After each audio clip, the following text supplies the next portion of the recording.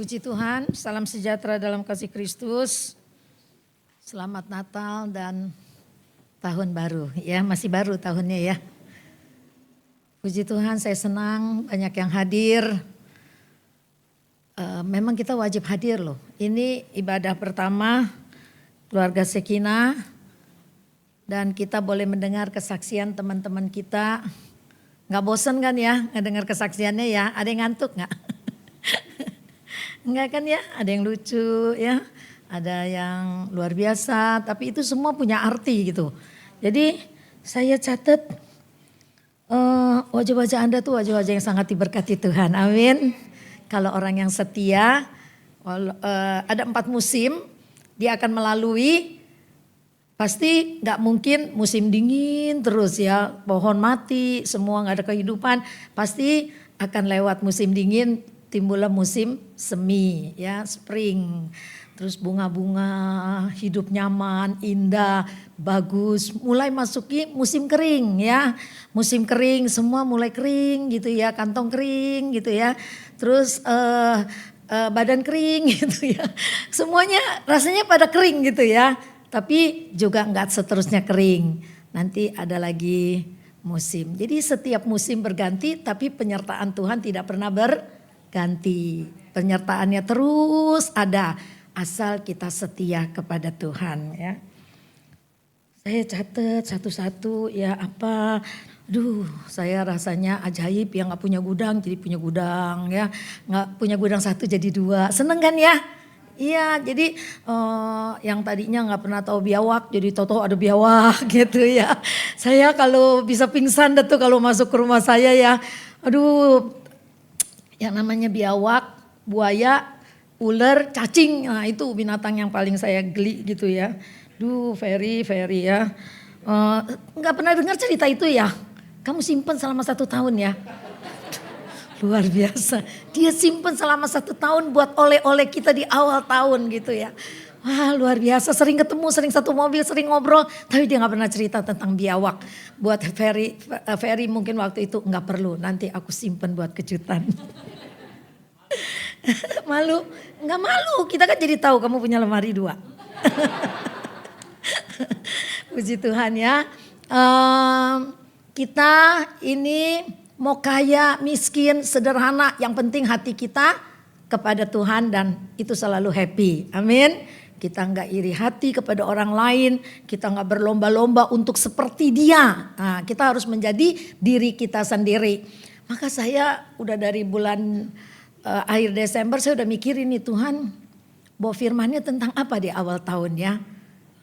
Biasa suka bawa firman Tuhan tentang janji penyertaan, janji pengharapan gitu ya. Itu khotbah-khotbah awal tahun yang boleh menguatkan kita semua. Tapi saya heran, saya mau belajar ini gitu kayaknya kok kurang ini gitu ya. Kurang terbuka gitu ya kalau belum Tuhan memimpin tuh itu firman itu mungkin udah pernah saya bawa itu gak terbuka gitu. Tuhan melihat keadaan memasuki awal 2026 ini. Sampai kadang-kadang kemarin dulu ya 1 harian itu kerjanya telepon. Yang curhat begini, ya kebanyakan ibu-ibu ya. Yang begini. Terus ya ini yang sakit, wah saya harus ke sana yang ini gini. Tapi kok hati saya senang gitu ya. Sampai anak saya kan libur nih ya, anak cucu libur jadi ada di rumah. Mana ngajaknya jalan-jalan melulu lagi gitu kan. Jadi saya pikir-pikir, luar biasa. Memasuki tahun 2026 itu banyak yang sakit, banyak yang punya problem. Tapi saya sebagai hamba Tuhan harus menguatkan mereka.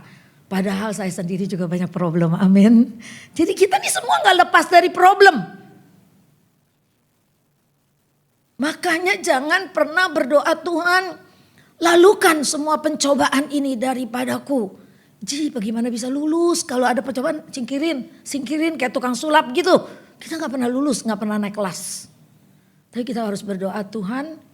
Makanya kan waktu berapa minggu yang lalu saya khotbah sebelum penutupan tahun. Bahwa kita, bukan di sini ya di tempat Om Welly ketika khotbah Natal itu. Bahwa kita salah satu ayat yang selalu itu waktu saya belajar saya ketemu ayat itu menguatkan saya sekali. Bahwa kita dikasih kasih karunia oleh Tuhan untuk kuat. Jadi kuat itu kasih karunia dari Tuhan loh. Maka kita bersaksi, bukan aku yang kuat tapi Tuhan. Amin.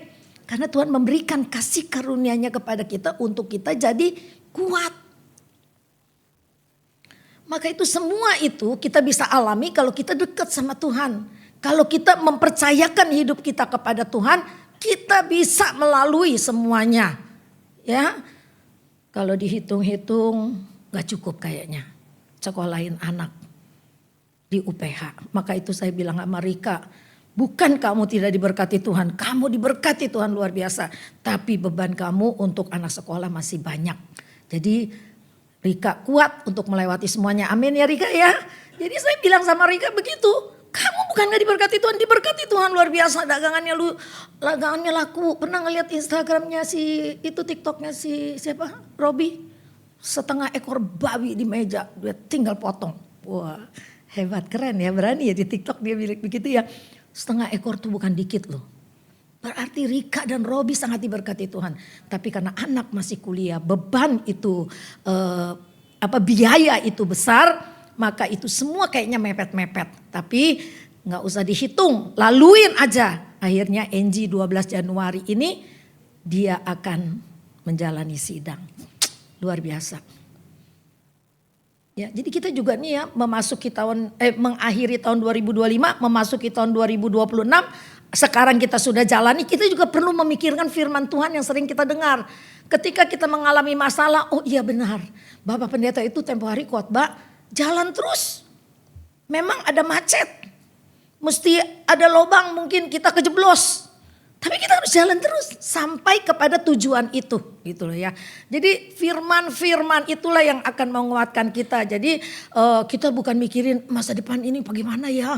Aduh, gaji nggak naik-naik ya, rumah belum punya. Terus akhirnya kita kehilangan pengharapan karena kita ketakutan sendiri dengan cerita diri kita sendiri. Kita jadi ketakutan, iya ya, gaji nggak naik, apa-apa mahal, semua naik, gaji nggak naik. Nah, pikirnya stres akhirnya. Tapi memang kita juga nggak boleh terlalu bagaimana ya, naif gitu loh ya, bahwa kehidupan itu tuh begitu berat ya. Terus kita nggak usah pikirin kita kayak tukang sulap, enggak juga. Tapi kita berdoa kepada Tuhan dan pasti ada jalannya dari Tuhan. Saya juga sering berpikir begini ya, Tuhan, kesaksian dikit ya. Saya ini mau kerja apa ya, nggak betah gitu, nggak ada penghasilan gitu kan ya. Terus nggak ada penghasilan, saya mau jualan apa ya Tuhan ya.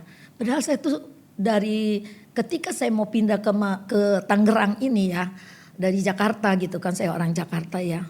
Saya tuh pernah menangis di mobil, lagi nyetir sendirian. Tuhan, saya nggak mau dagang apa-apa, saya mau jadi hamba Tuhan. Orang gak mau jadi hamba Tuhan, terus Tuhan jadiin. Saya kepengen jadi hamba Tuhan. Saya gak tahu udah pribadi saya itu lain sendiri. Sebab saya merasa kekuatan saya ketika saya melayani. Penghiburan saya ketika saya melayani. Terus ya semua yang bisa bikin saya kuat itu ya itu ketika saya melayani. Maka saya mau menjadi hamba Tuhan. Saya mau hidup dari itu gitu ya. Tapi ternyata suamiku sakit-sakitan, terus udah gak usaha lagi. Wah, aku harus cari uang. Begitu saya itu ya. Tapi Tuhan pimpin dan Tuhan sertai dengan manis. Sampai saya kadang-kadang terheran-heran gitu ya. Kok ada orang-orang yang saya gak pernah pikirin, kok dia bisa mikirin saya gitu loh. Dia bisa, ya buat saya, dia sayang sama saya. Maaf ya, bukan sayang antara laki-laki dan perempuan, bukan. Dia sayang, dia perhatian sama saya. Saya itu kadang-kadang bilang sama Samuel, saya heran. Saya gak pernah bicara sama dia, tapi kok dia bisa perhatiin saya sampai sedemikian rupa gitu. Itu bentuk kasih sayang Tuhan yang boleh menguatkan kita. Saya tahu saudara juga pernah mengalami itu kan. Orang yang kita tidak pernah pikirkan tiba-tiba dia bisa perhatikan kita dengan luar biasa. Ya, terus kita jadi satu keluarga besar, kalian semua bisa memberkati tante dengan luar biasa ya. Kalian kasih amplop tanpa tulis nama. Saya berdoa sampai menangis. Saya bulan Desember itu sangat cengeng. Jadi kalau saya berdoa ya baru tutup mata air mata saya udah mengalir. Karena apa? Saya merasakan kasih Tuhan yang luar biasa. Ketika saya sakit, saya orangnya jarang sakit. Seandainya sakit pun saya nggak rasa dan saya nggak pernah ngomong sama orang ini gue lagi sakit, enggak loh. Saya mau besuk, saya mau pelayanan kepala saya sakit, saya nggak ngomong. Saya bilang saya nggak mau manjain penyakit. saya harus sembuh, saya harus melayani. Dan itu saya lewati bertahun-tahun. Tapi tahun kemarin 2025, ya faktor usia, tulang juga kata dokter udah osteoporosis, osteoartritis yang saya ini gitu ya. Jadi di sendi-sendi begitu ya. Tiba-tiba kaki bengkak, lama lagi ya. Tapi tiba-tiba ada orang kok yang tergerak mau obatin kaki saya. Saya cuma bisa menangis di kaki Tuhan. Sekarang bengkaknya udah hilang, dengkulnya agak sakit. Bukan satu lagi, dua-dua. Tapi ketika saya merasakan sakit itu, saya bilang, Tuhan, saya mau makin cinta Tuhan. Saya mau makin mengasihi Tuhan. Saya percaya Tuhan akan sembuhkan. Itu iman saya ya di tahun 2026. Naik tangga masih sakit. Kalau duduk sakit, kan nekuk. Mau bangun sakit. Setiap pagi saya tumpang tangan, malam mau tidur saya tumpang tangan. Saya akan mengalami kesembuhan, ya tentu dengan satu tindakan karena ini tubuh. Saya pergi ke dokter, saya mulai mau menjalani terapi lagi supaya kaki saya ini lebih enak. Itulah hidup saya. Terima kasih keluarga besar Shekinah yang sayang sama saya. Ya, tahun ini 16 tahun saya menjadi ketua Shekinah. Kita nggak tahu nanti tahun ke depan masihkah saya dipilih. Kalau saya dipilih saya akan jalani terus. Kalau saya enggak, ya Tuhan pasti punya rencana yang lain. Amin. Ya, kita semua tetap setia kepada Tuhan. Hari ini kita akan baca firman Tuhan di dalam Matius 6. Kalau ngomong kelamaan pengen nangis.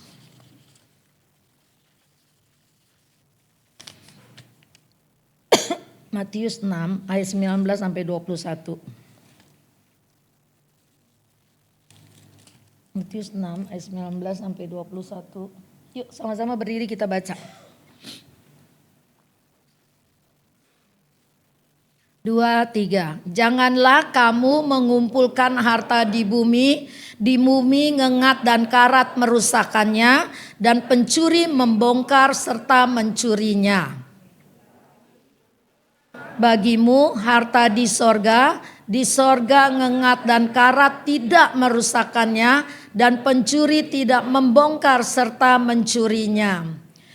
Karena di mana hartamu berada, di situ juga hatimu berada. Amin. Maka tema firman Tuhan harta, hati. Ya. Jadi dari ayat 21 itu, di mana hartamu berada, di situ juga hatimu berada. Ya, jadi kita bicara tentang harta dan hati pada malam ini. Kalau kita mau bikin pertanyaan ya, siapa tuan dalam hidup kita? Siapa yang menjadi tuan dalam hidup kita ini? Uang atau Tuhan? Pasti kita jawab Tuhan dong, kan kita anak Tuhan, benar gak? Pasti kita jawab Tuhan nomor 1. Pasti kita jawab gitu.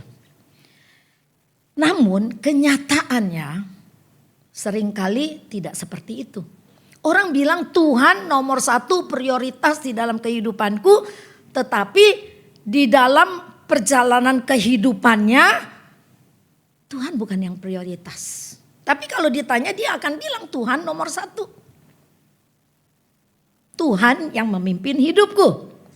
Nah, dengan keadaan sekarang tarif listrik naik, air naik, gas naik ya, gas mahal banget. Terus apalagi segalanya naik, mahal. Kangkung dulu kita bisa beli 1.000 misalnya seikat gitu ya. Udah bisa makan sekeluarga ada tuh ya, kalau pada makannya dikit-dikit gitu ya. Kita bisa makan sekeluarga kangkung 1.000. Sekarang satu ikat kangkung 5.000. Telur dulu dari 16.000 sekilo ya, sampai eceran bisa jual 1 butir 1.000. Saya sih gak pernah jual telur, tapi kalau beli telur saya suka ingat, saya suka bagi gitu. 16 berarti satu telur nih 1.000 gitu ya. Sekarang udah 30.000, 32.000 lagi menjelang mau tahun baru. Semua serba mahal. Nah, yang mahal-mahal inilah terus gaji kita naiknya cuma 10%, ada lagi yang 5%. Sedikit ada lagi yang gak naik-naik gajinya. Nah kan kita berpikir ya, semua biaya membengkak menjadi lebih besar, tapi gaji tetap. Nah disinilah kita diuji, jadi anak Tuhan. Akhirnya kita kerja mati-matian. Memang kita seorang yang rajin, kita kerja mati-matian. Tapi prioritas kita bukan Tuhan lagi. Tapi kita kerja mati-matian untuk mencukupi kebutuhan kita. Malah sampai kita menghalalkan segala cara. Supaya kita dapat lebih, supaya kita bisa kayak orang-orang, bisa punya mobil, bisa punya rumah. Itu gak salah sih kita punya impian gitu. Tapi ada orang yang berkatnya memang terbatas. Dengan kemampuan, keahlian dia cuma bisa mentok sampai di situ gitu loh.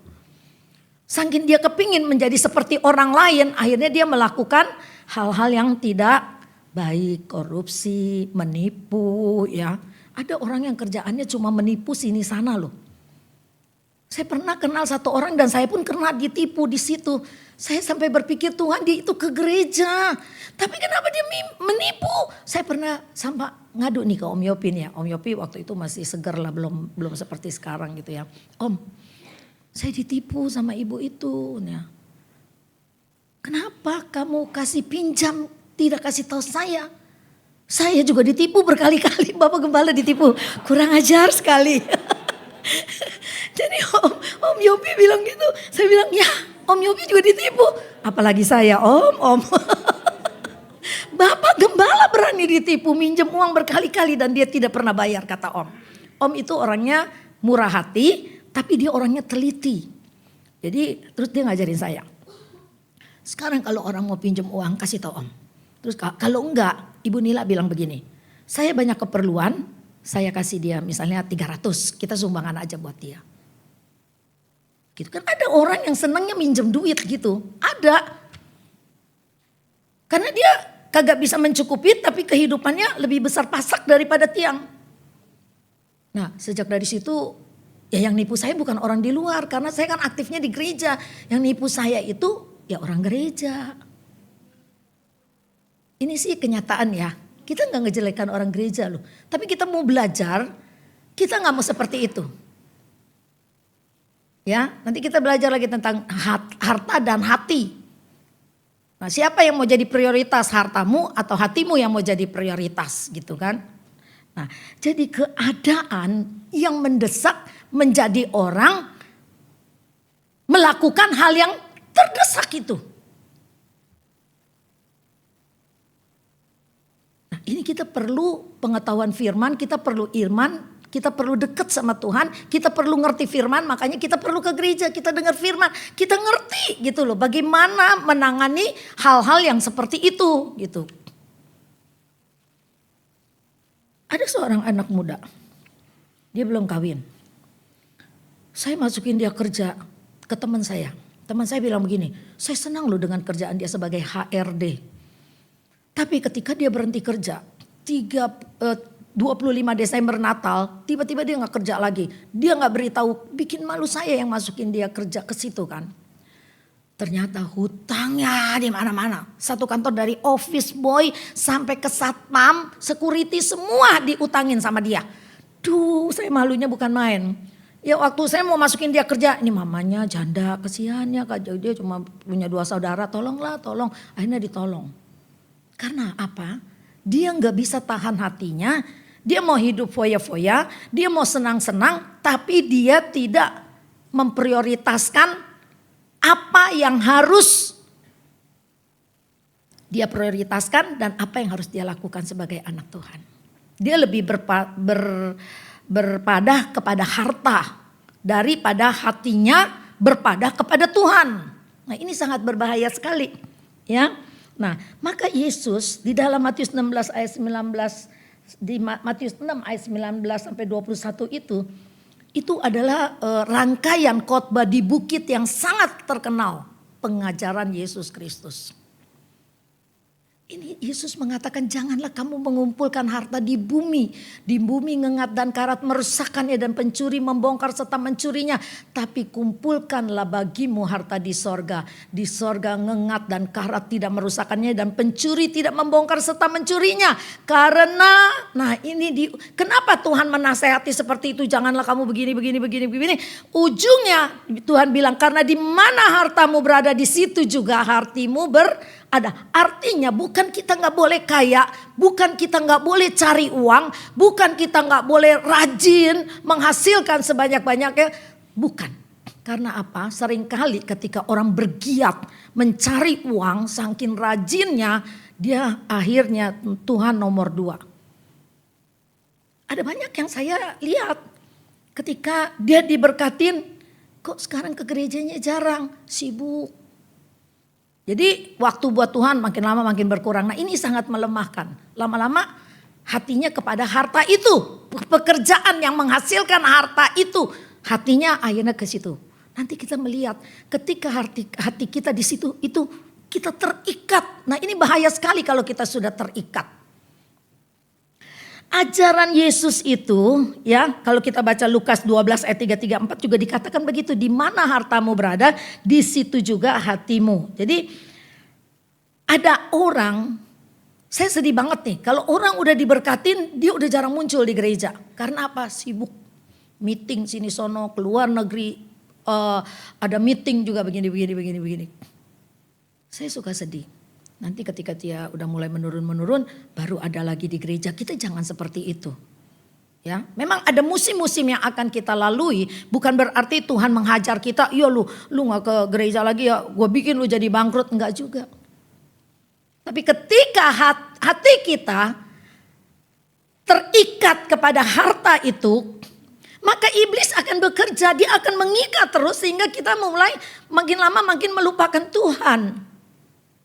Akhirnya kita memberi nilai kepada harta itu lebih dari segalanya.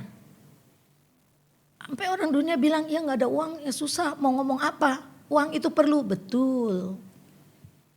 Jadi minggu itu ada ibadah pagi. Jualan gak apa-apa, mau jualan minggu. Tapi ada ibadah pagi, ibadah dulu urusan dengan Tuhan beres dulu. Pulang mau jualan is okay. Tapi kan kita punya keluarga. Hari Minggu itu jadikanlah family time, quality time. Ya, kita berkumpul bersama keluarga. Saya aja pernah diginiin sama anak saya. Dulu belum punya cucu. Saya dari dulu emang senang pelayanan gitu ya. Ini hari, Mi lagi di mana? Buntek Bio gitu ya. Mi lagi di mana? Lagi besuk. Mi lagi di mana gini? Emang mesti selalu ada di Buntek Bio kata dia. Pada waktu itu ada 1 minggu ada 3 orang yang meninggal. Dia kan ke Buntek Bio gitu. Dan saya orangnya seneng gitu loh ya. Seneng ke Buntek Bio gitu ya. Seneng ada di rumah duka gitu. Boleh ada menghibur kan orang. Kadang-kadang kita datang di Buntek Bio itu kita jangan mikirin pekpau. Gak punya duit. Saya juga kadang-kadang begitu kan kalau udah banyak yang meninggal terus kondangan kan bingung ya. Ini pengeluaran yang tak terduga. Kita sih fair-fairan aja ya gak? TST lah ya, tahu sama tahu lah ya. Yang meninggal 3 orang, semua kita kenal baik. Ini ada undangan, gue mesti datang, gak mungkin gue gak datang. Kondangan. Aduh, pengeluaran tak terduga. Tapi saya mau kasih tahu, kalau ada orang yang meninggal, Anda datang aja kalau Anda gak punya pekpau. Dia pun gak akan tanya, lu bawa pekpau gak gitu. Ya, dia gak tanya. Tapi kalau Anda kondangan, Anda malu. Di situ disuruh tulis nama kan. Nah, kalau di pekpau lagi. Di rumah duka kita duduk aja langsung kita ibadah. Orang yang ditinggalkan yang lagi sedih, dia melihat kehadiran Anda saja itu sudah menghibur dia loh. Anda memberikan simpati kepada dia. Jadi dia gak mikirin pekpaunya, benar. Tapi kalau kita ada kita bawalah dikit ya. Kalau gak ada ya gak apa-apa. Jadi saya senang kalau anak saya Kina bilang ada yang meninggal, ayo kita pergi kumpul nanti jam 7 datang. Kayak kemarin di tempat Ricky banyak yang datang. Padahal jauh banget ya. Nah, saya senang begitu karena kita datang memberikan. Kan firman Tuhan bilang di Roma apa di mana itu dikatakan bersukacitalah dengan orang yang bersukacita. Menangislah dengan orang yang sedang berduka. Nah itulah kehadiran kita memang diperlukan. Nah ini hal-hal yang memberi nilai tinggi, memberi nilai yang positif bagi kekekalan ya hidup kita. Kenapa Tuhan mesti bilang di mana hartamu berada di situ juga hatimu berada. Karena ketika Tuhan datang, hatimu ada di hartamu. Sedangkan hartamu itu adalah barang yang fana dan sementara, tidak kekal. Tuhan gak bisa sambut kita. Jadi di mana hatimu berada, Jadi Tuhan gak bilang begini, di mana hatimu berada di situ hartamu berada. Enggak loh, coba perhatikan. Di mana hartamu berada, di situ juga hatimu berada. Nah, hubungan harta dan hati dalam Matius 6 ayat 19 sampai 21 itu sangat erat dan saling menentukan. Coba ditampilkan. Harta menunjukkan arah hati. Yesus mengajar bahwa harta adalah indikator hati. Apa yang kita anggap paling berharga, di mana kita menaruh waktu, tenaga, perhatian dan uang, semua itu memperlihatkan apa yang menguasai hati kita. Kalau Anda rajin ke gereja padahal Anda sibuk tapi Anda harus ada di situ, jempol. Itu yang Tuhan mau. Yang kelihatan, yang sementara, yang fana itu harus menjadi nomor 2. Nomor 1 adalah yang kekal, yang tidak kelihatan. Apa yang tidak kelihatan? Yesus. Apa yang tidak kelihatan? Iman. Apa yang tidak kelihatan? Keyakinan kita kepada Tuhan. Itu semua tidak kelihatan. Enggak seperti duit, rumah, mobil. Enggak kelihatan maksud saya seperti itu. Tapi dia ada di dalam hati kita. Dan iman kita, keyakinan kita, cinta kita kepada Tuhan dilihat oleh orang lain. Wah, hatinya dikuasai oleh keilahian Tuhan. Maka harta itu bukan indikator yang penting lagi. Tapi hati yang penuh dengan nilai-nilai ilahi, itulah yang dinilai oleh Tuhan dan yang Tuhan mau. Kenapa dia mengajarkan di mana hartamu berada, di situ hatimu berada. Yang kedua, hati mengikat diri pada harta. Yesus tidak berkata di mana hatimu berada, di situ hartamu berada. Tapi sebaliknya, apa artinya? Apa yang kita kejar dan simpan akan menarik hati kita. Emasmu banyak nih, batangan. Pernah baca gak Raffi Ahmad kasih hadiah sama bininya? Emas batangan dijejerin di kasur. Wah, kebetulan Tante Nila ngeliat. Ngiler juga sih gitu ya. Emasnya banyak banget gitu ya. Itu hadiah buat istrinya, duitnya banyak banget gitu kan. Nah, ketika kita memiliki harta yang begitu banyak, kita kan bingung, ya enggak? Simpan di bank, di safe deposit box, atau simpan di bawah kasur kagak aman. Terus, waduh, simpan di sini enggak aman gitu kan ya. Akhirnya hati kita kepada harta kita takut. Apalagi dengar, wah rumah yang sono udah dirampok, katanya begitu kan. Wah, kita udah gelisah dah. Gimana, gembok ditambah, diganti gitu kan ya. Anjing yang galak dipasang lah di situ gitu ya. Jadi bikin penjagaan yang luar biasa. Nah, itu hatinya udah kepada hartanya. Apa yang kita kejar dan simpan akan menarik hati kita. Rumah yang banyak. Semakin besar investasi kita kepada sesuatu, semakin besar keterikatan hati kita padanya. Amin gak kira-kira? Amin gak? Apa masih bingung? Ayo kita ulangi lagi. Semakin besar investasi kita pada sesuatu, semakin besar keterikatan hati kita padanya. Harta membentuk loyalitas hati. Wah, perkataan yang terakhir. Harta membentuk loyalitas hati. Kesetiaan hati kita bagaimana? Bukan Tante Nila bicara begini terus besok kamu gak kerja. Jangan, Tante Nila bilang nanti hatimu berada pada hartamu. Enggak, kerja, tapi jam ibadah tuh ibadah. Saya sangat menghargai Anda pulang kerja langsung datang ke ibadah tuh. Aduh, saya lagi mikirin apa tahun 2026 saya sediain bongkos, Tuhan. Kan pasti lapar gitu ya pulang kerja. Nanti kalau khotbahnya kelamaan, ibadahnya kelamaan, dia emosi Tuhan gitu ya. Sampai saya tuh mikirin bongkos gitu. Mana bongkos sekarang mahal lagi 8.000 dikali 100 sudah. Aduh, tapi jangan khawatir, saya tetap memikirkan keadaan Anda yang lelah, ya, pulang kerja. Makanya saya nggak mau nih bawa firman, kamu harus begini-begini ya. Saya nggak mau. Karena orang datang ke gereja, dia harus damai, amin. Ya, Tuhan kan selalu memberikan damai sejahtera, simpati, pertolongan kepada orang lain. Kita orang yang dewasa rohani nggak usah diancam-ancam, amin. Roh Kudus menerangi pikiran kita, oh iya firman Tuhan, gue mau melakukannya. Gak perlu diancam-ancam. Yang ketiga, Masalahnya bukan memiliki, tapi mengikat. Bukan gak boleh punya rumah loh. Tapi ketika punya rumah banyak, akhirnya pikiran kita terikat. Yesus tidak melarang memiliki harta, tetapi memperingatkan bahaya. Dengarin, tetapi memperingatkan bahaya ketika harta menjadi sumber rasa aman. Harta menjadi tujuan hidup. Harta menggantikan kepercayaan kepada Allah. Saat itu hati tidak lagi bebas untuk Allah. Kenapa dikatakan hati tidak lagi bebas untuk Allah? Yaitu hatimu udah kepada hartamu. Ada seorang anak Tuhan. Kalau menurut dia cerita sih dia rohaninya hebat. Dia bergereja dengan seorang pendeta yang pendeta besar, pendeta hebat. Satu kali dia tidak ibadah. Padahal dia ada tugas. Aku tanya, kok gak datang? Kamu kan ada tugas. Aduh Tante Nila, hari ini janji dengan klien yang akan yang mau deal, mau beli itu rumah, dia bilang begitu. Oh gitu, ya udah, saya kan nggak mungkin maksa. Lu jangan begitu, saya ngancem-ngancem, nggak mau. Oh gitu, ya oke. Besokannya saya tanya, kemarin datang nggak kliennya? Datang, terus jadi deal? Enggak. Bagaimana tuh? Nyesel nggak kita nggak ke ibadah? Saya cuma diam aja, saya bilang ya udah, lain kali dahulukan Tuhan ya. Kalau kamu dahulukan Tuhan, kalau dia sudah mau hatinya deal untuk rumah itu, dia akan tunggu kamu besok. Apalagi kamu bilang saya mau ke gereja dulu. Berarti kamu lagi memuliakan Tuhan, saya mau ke gereja dulu besok ya Bu. Akhirnya gak jadi.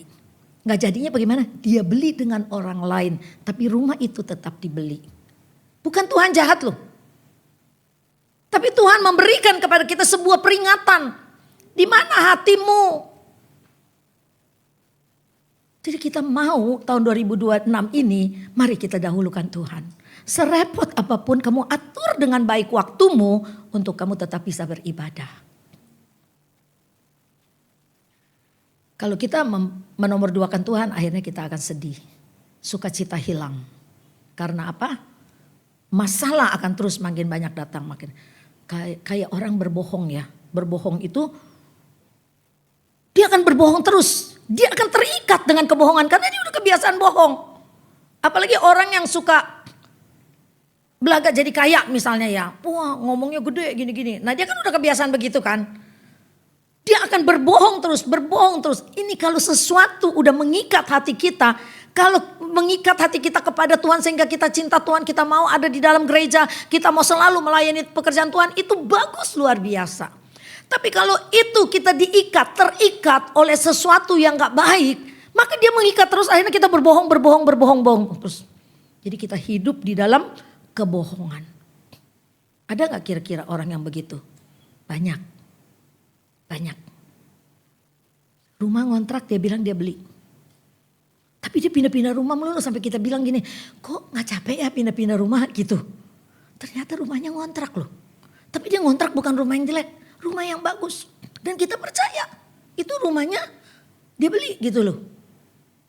Nah dan akhirnya dia terikat dengan kebohongan-bohongannya. Akhirnya ujung-ujungnya hari ini tinggal di apartemen yang kecil. Cuma sepetak begitu.